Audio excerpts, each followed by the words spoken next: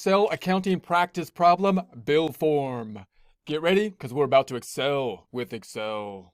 Here we are in our Excel worksheet. If you have access to the Excel worksheet, would like to follow along, we got two tabs down below, example tab, practice tab, example tab in essence being an answer key. Let's take a look at it now. Also note, in prior presentations, we put together this entire example sheet from a blank sheet, which is great practice. You can go through and put that together if you so choose.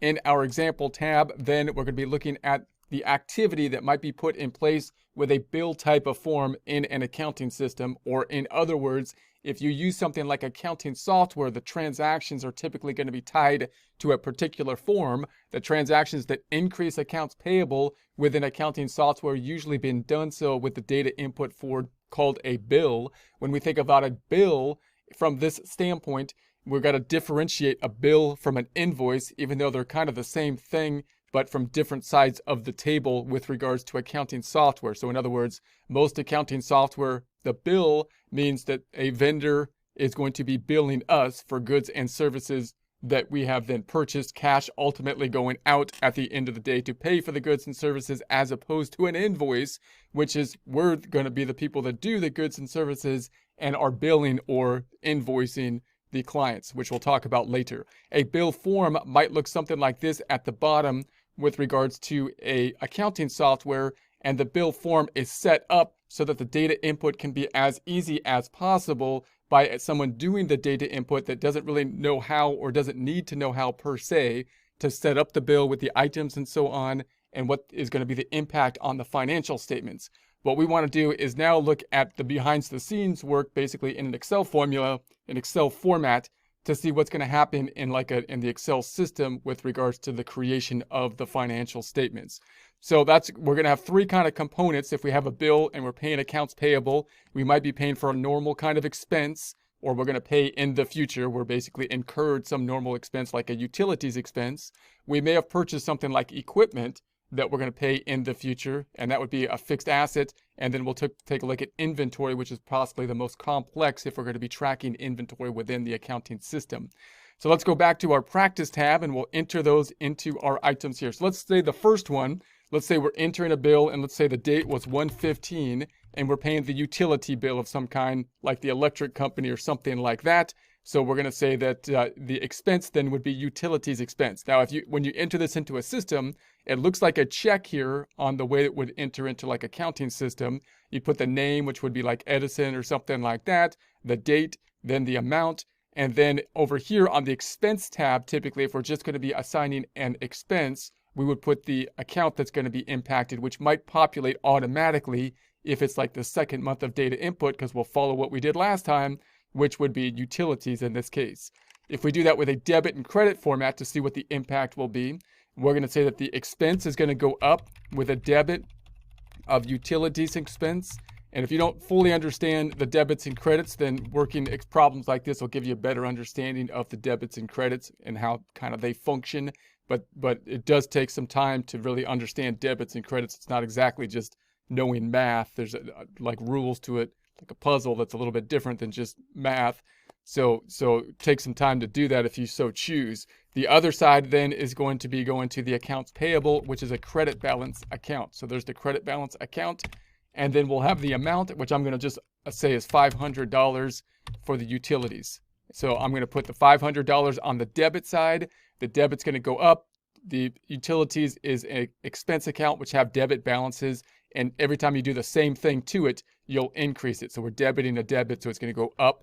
The accounts payable is going to be on the credit side, which we're representing with two columns here, which is the traditional way to do it, and I'm representing it with a negative number. Note that negative number then kind of means something different, even though we're going to be using the mathematical formula of it being negative to make our format easier to use in Excel, but it also means a credit, which is something different than being negative. So although we're going to be using the fact that it's a negative for Excel formulas to kind of work the Excel formulas, you also kind of need to think about it in terms of debits and credits. That takes a little bit of a time to do. The most transparent way to post something like this to see what happens is actually just simply to post it into a trial balance like this that looks like basically an adjusting entry type of trial balance, giving us an adjusting column in the middle, because that allows us to see the beginning balances the change, and then the ending balance. So let's do that now. Let's post this utilities account to the utilities account down below, which is right here. I'm going to post it to the blue area. We're always going to post it to the blue. In the blue area, I'm never going to put a negative number. It's always going to be equal or plus. So I'm going to say this equals, I'm going to pull over that 500, and it took this 1,900, it went up by 500 to the 2,400. It's a debit balance. We debited it. Anytime you do the same thing to it, it increases. Also note what happened is that we're out of balance here in our entries, and the ending balance is out of balance because we have more debits than credits. And you can also see the impact on net income. It was at income because that the negative represents a credit of 24,710. We then decreased it by 500 with an expense to 24,210. Then if we go up top, then on the accounts payable side of things, we're going to say the accounts payable is going to be equal to, that's accounts receivable. Accounts payable is down here, credit side, equal to the 500. Now it also went up in the credit direction. And here's what I mean about we're using the minus sign mathematically because it went 1,600 up by 500, or you could say down in the negative direction mathematically to 2,500. So mathematically, you could say, well, it went down on the timeline to negative 2,100. But from a debit and credit standpoint, because we're using the negatives to be credits, the credit went up in the credit direction by 2,100. So that's a little bit of a distinction. You got to kind of, it'll get clearer and clearer when you start using debits and credits. Now we'd also want to post it to, so that will put us back in balance, by the way. Now the accounts payable went up. We're back in balance down here, and then there's no effect from that second part to the net income because that's not part of the income statement. Okay, so now we're also going to post it to the general ledger. The general ledger, sometimes like later on, we'll actually post it only to the general ledger and then use the general ledger to make the ending balances. But that's another level of automation, and once you do that, then it becomes a little bit more less transparent for us to see. This transparency right here to see what the journal entries impact on the accounts are, quite nice. So let's do this. We're going to post this utilities all the way to the general ledger. Now this is going to be all the way at the end. It's the last account. So I'm going to have to scroll all the way over, and I still want to use formulas.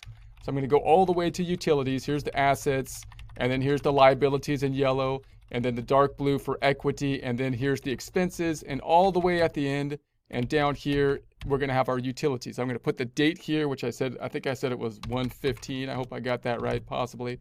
And then I'm in AV, I'm in cell AV17. I'm going to do the same thing, equals. I'm never going to put a negative or anything in here. I'm going to say equals. I'm going to hold down the left arrow. I'm just going to hold it down till I hit the wall. I'm going to hold it down till I hit the wall. There's the wall. And then I'm going to go up. You can see the cells changing up top as we go in the formula bar. I'm going to find that $500, which is equals C2.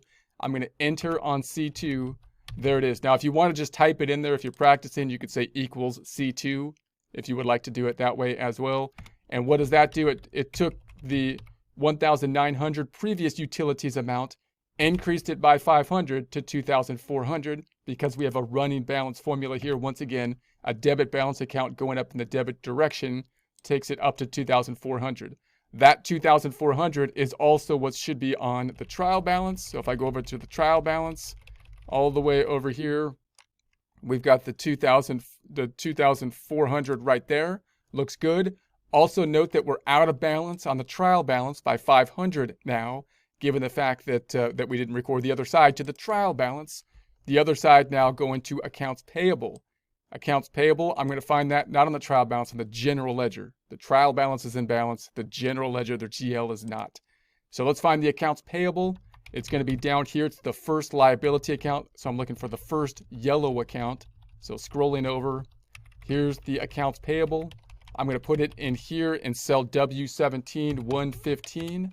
We're in cell X17. I'm not going to put a negative, but just an equals. I'm going to hit the left arrow till I hit the wall again. Left until I hit the wall. Up until we get to our accounts payable. There it is, the 500, and enter. So there we have it. Now this one went up from 1,600. you can think about it from a plus and minus standpoint. It went down further on the timeline, the number line, to a negative 2,100. But we think about that as going up in the credit direction to 2,100. That 2,100 should be what's on the trial balance as well, because this should be supporting the trial balance. So there's the 2,100 on the trial balance. It also puts our general ledger back in balance up top. So the next thing we want to do is say, okay, this accounts payable is sorted now by the trial balance. It's also sorted by the fact by date here. But I also need to know who we owe the money to. Who do we owe the money to? So I need another ledger, which we call a subsidiary ledger. And that's going to be a ledger that will add up to the same amount, but is sorted by vendor. So I'm going to post the same accounts payable to the accounts payable subsidiary ledger, which we put way on the right, past the general ledger. So way over here, past the GL. There's the accounts receivable subsidiary ledger. Here's the accounts payable subsidiary. So we got our vendors here. This vendor had 700. Let's say it's called vendor 4, which might be like the utility company. I won't change the name of the vendor, but let's just say it's like the utility company is vendor 4, and so I'm going to say 115, and I'm going to put the same transaction here. I'm going to do it the same way. I'm going to say equals. I'm going to hold the left arrow till I go all the way to the wall, and then scrolling back up. And I want that accounts payable again, which is going to be in cell D3. So D3, you could just put equals D3 if you want. And that brings us back up to that 500 here. So 500 for that particular vendor. If I added up all the vendors, then it's going to take the ending balance of all vendors. That should add up to 2,100, which should match what's on the trial balance. And that would be indicated by the 0 here that it does. Let's double check. If I go back to the right, we've got the 2,100 here once again. Also note that this trial balance to 2,100 should automatically adjust our financial statements all the way to the right. The financial statements, there's the accounts payable has been adjusted. We're still in balance here because it adjusted it automatically. And our utilities got adjusted automatically here as well.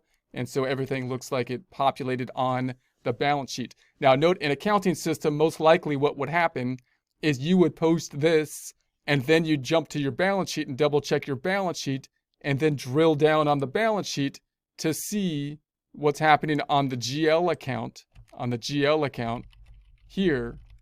And then you would drill down by making another report that would be a subsidiary ledger report breaking this out by vendor. And you probably wouldn't be looking at the trial balance that much unless you like to look at the trial balance instead of pulling up the financial statements. So let's do it again. Now this time I'm going to say this one's on 120. I'll do this a little bit faster. And we're going to say same thing, but now we got this bill.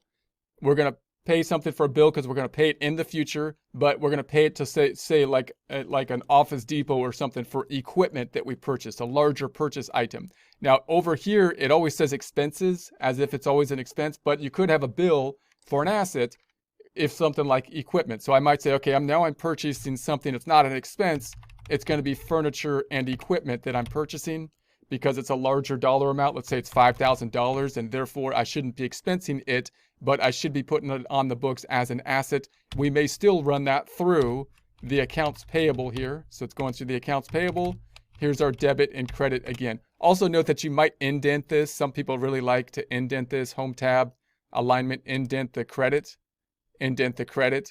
That I don't do that all the time because it kind of messes me up if I have to fix things and I got this indentation there. We're already kind of double indicating that it's a credit by having debit and credit column, and the credits are negative, and we're going to indent it here. It's kind of an overkill, but it depends on your taste and who you're working with and whatnot and what they like to do. So same kind of thing here. We're going to still be increasing the accounts payable, paying it off in the future, but this time we bought an asset. So we're going to put it up top on the asset. So if I was to record that here, I'm going to say, let's record this. I'm going to post it right here. We had 1,600, I should say. Now we're going to increase that by 5,000 to 21,000. And then the accounts payable is going to go up. Now there's something in it already. That's the downside to having a system like this, where you're trying to do this really transparent format.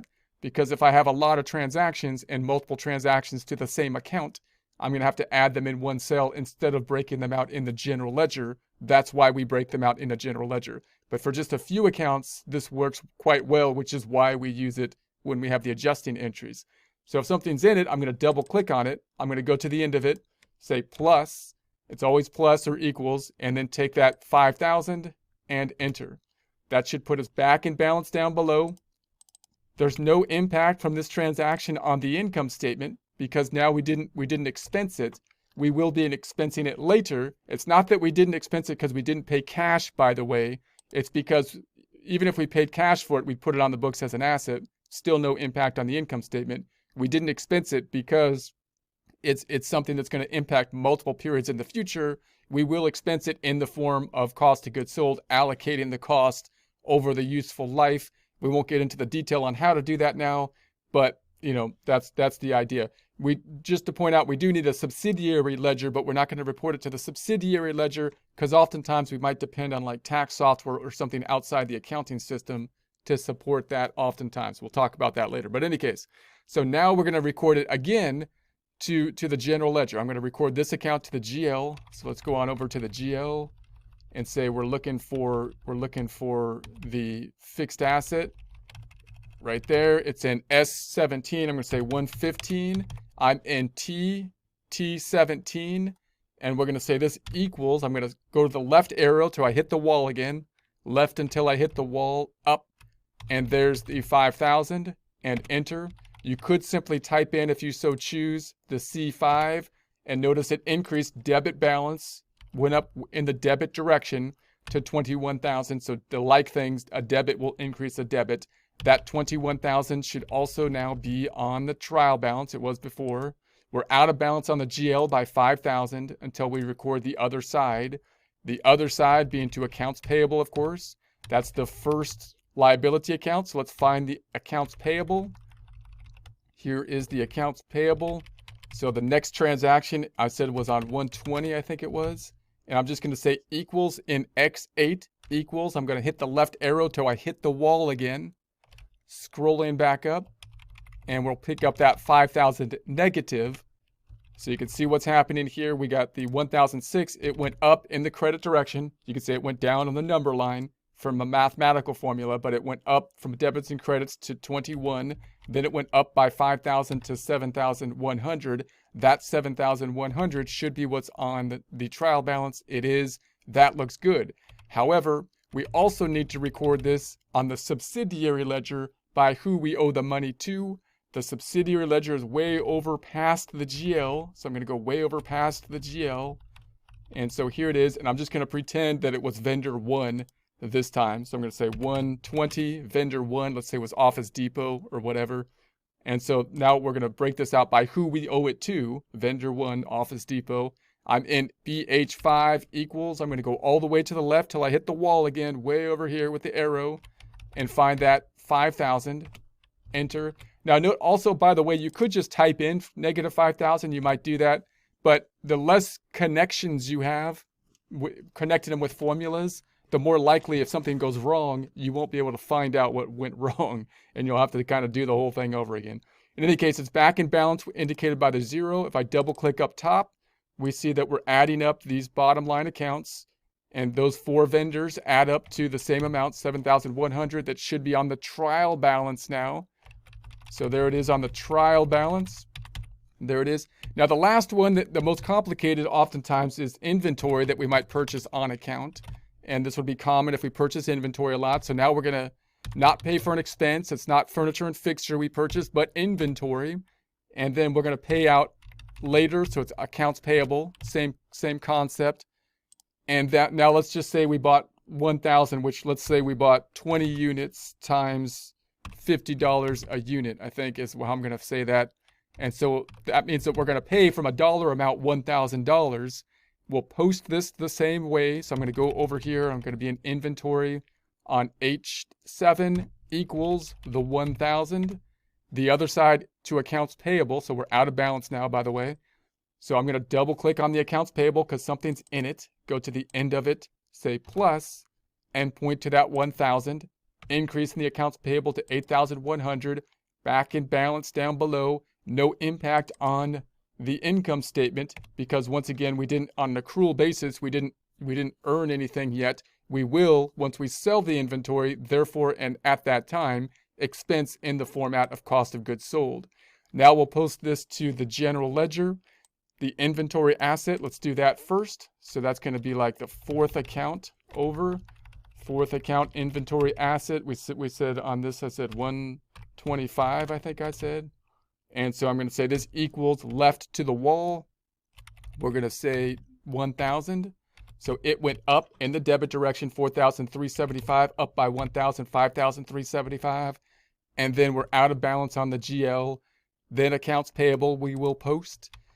Accounts payable, this is our highlighted account. Accounts payable's in the spotlight. This is its moment of fame. We're in X19. This equals all the way to the left. Hit the wall. We're going to pick up that 1,000. And you could just type in equals D9. Some people might try to memorize the cell. It might be easier to do it that way. I use the arrows because my memory is not that long. I can't memorize 5 seconds. So there we go. We're back in balance up top here.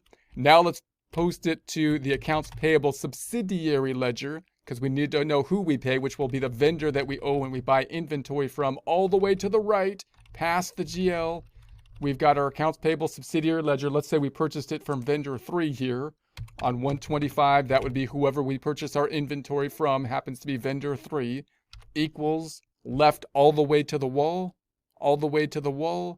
down to the accounts payable 1,000 again. So you could type in D equals D9 if you so choose. 3,000 goes up by 1,000 to 1,003. If I add up all the vendors, we are now adding up all the vendors and getting to that 8,100. It looks like it matches what's on the trial balance by that green 0. Let's double check. Going back to our trial balance, we've got the 8,100. Now, lastly, we're going to record that same amount to the inventory subledger because we now also need to be supporting the fact that we need to adjust this inventory number here. So let's do that. So I'm going to go all the way to the right, where we have our inventory. You can see it's out of balance now. And we purchased this first item of inventory, and we're going to use an average method. Remember, you can use like a FIFO, a LIFO average. I won't get into that in detail because we're really kind of focusing on accounts payable, but just note, you're going to have to update this. The subledger will update if you're using accounting software that tracks inventory. And then we'd have to put, I'm going to put 20 units that we purchased, and they cost 50 each. So we purchased 20 times 50, there's that 1,000. Our ending inventory then is going to equal, same thing, I'm going to say the 20 times the 50. And so I'm going to multiply that out, 20 times 50. And then I need to get basically my average inventory. So what I'm going to do is underline this and say if I sum this up, I get to 70. And what I'm going to do here is I'm going to sum up the two items above it equals the sum of the 2 items above it. That gets us to the 3,500. So that means the unit cost is going to be equal to the 3,500 divided by 70, or $50. Now you might think about doing that a couple different ways given the fact that we use the same cost. But notice if this cost changed, like if it increased because of inflation, it was like 55, then they would have 2 different costs up here. And if we're trying to average them, then I'm trying to take like the weighted average. So that's what we're attempting to do here. If it's 50, then of course the weighted average will be still 50 at that point in time. So I'll underline basically these two. That 3,500 is flowing down to the end. So that means that my total for my 2 types of inventory still adds up to 5,375, which looks like it matched what's on the trial balance. Let's check it again, 5,375 going back to the trial balance. If I go all the way back, there's the 5,375. Note that on a bill in accounting software, to do that, you'd basically have to set up items to do that. And when you do the data input, then it's kind of like when you check something out at a check register or something like that at the grocery store. You know what the sales price is, but the software then just does kind of what we just did right there behind the scenes. But in order to set that up, in order to understand that, in order to understand the impact on the financial statements, you got to have some idea of what we just did there and understand what the inventory method is. Is it FIFO, LIFO, average, and what the cost is versus the sales price. So we're not concentrating on that now. We're just focusing in on the bill. But those are the major three kind of things that you could typically use a bill for. You pay for something, you're usually paying for an expense, or you're paying possibly for fixed assets. That happens less often. If you're in the type of company where you buy and sell inventory, you'll be purchasing inventory quite often. And then if we go all the way to the financials to the right, note they have populated automatically, so the accounts payable has gone up properly. It should have 8,100. We're still in balance here. The inventory has been increased, and we see that the utilities accounts increased, and our equity still ties out. So everything ties out here on the balance sheet. You can see how everything kind of ties together. If you put this into an accounting system with you would just have data input the bill, then when you check it, you'd probably be checking the balance sheet, checking things like the accounts payable, the inventory, possibly drilling down on it. When you drill down on it, say drilling down to the inventory, you would then most likely go to a transaction detail report, which would basically be the general ledger. It might be called a transaction detail or whatever, but it's breaking out the detail by date. And then you might say, well, I would also like to know what kind of inventory items, and look at your inventory items. Then you would be looking at subledgers, making another report backing up or supplementing, coming up to the same total as those accounts, which would be the accounts payable subledger in this case, and or the inventory subledger, which might be called different things in accounting software, but in essence, they're subordinate ledgers in that they're just going to order the data in some other order other than by date, but add up to the same amount on the primary ledger, that being the general ledger.